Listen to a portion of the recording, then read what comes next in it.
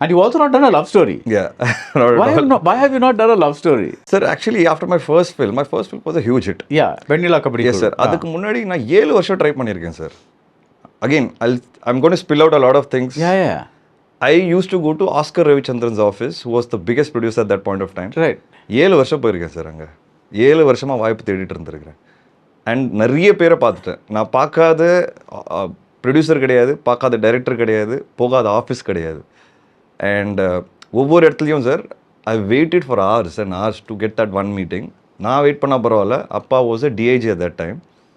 அவரும் எனக்காக பல ஆஃபீஸில் வந்து யோசிச்சு பாருங்கள், ஒரு டிஐஜியாக இருந்தோம். Is weighted for hours to get that meeting with me.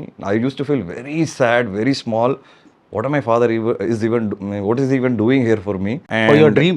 Yes. Yeah. But sir, frankly telling you, you're talking to somebody whose dream was never to become an actor. Yeah.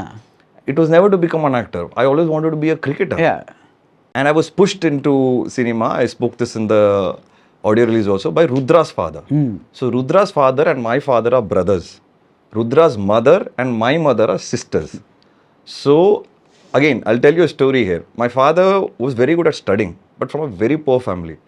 And my uncle was very average at studies. அவர் வந்து cinema பைத்தியம், 2 பேரும் cinema பைத்தியம் ஆக்சுவலாக. ஆனால் காசு இருக்காது படம் பார்க்குறதுக்கு. ஆனால் ஃபஸ்ட் ஷோவே பார்த்துடணும். ஸோ என்ன பண்ணுவாங்கன்னா, அந்த ஒரே ஒரு டிக்கெட் வாங்குவாங்க சார். வாங்கி ஒரு தம்பி வந்து ஃபஸ்ட் ஹாஃப் பார்ப்பார், அதே செகண்ட் ஹாஃப் அதே டிக்கெட்டில் அண்ணன் பார்ப்பார். அண்ட் மாற்றி மாற்றி ஒருத்தர்கிட்ட கதை சொல்லிப்பாங்க, இதுதான் படத்தோட கதைன்னு. அப்படி அவங்களுக்கு சினிமா பார்த்தே ஆகணும்னு அந்த டைம்லேயும் இருந்திருக்கு. அப்புறம் ஒரு ஸ்டேஜுக்கு அப்புறம் படிக்கிறதுக்கு பணம் இல்லை சார் அப்பாவுக்கு.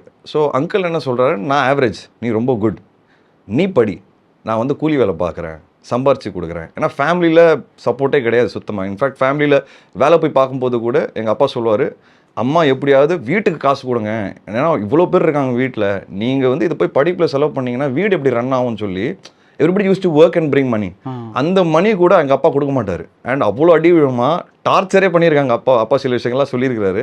But he use to make sure அந்த படிப்பு வந்து நான் என்ன ஆனாலும் விடவே மாட்டேன் அப்படின்ட்டு. Skyflex mattress dazzling Diwali offer. Buy one mattress and get 2 free.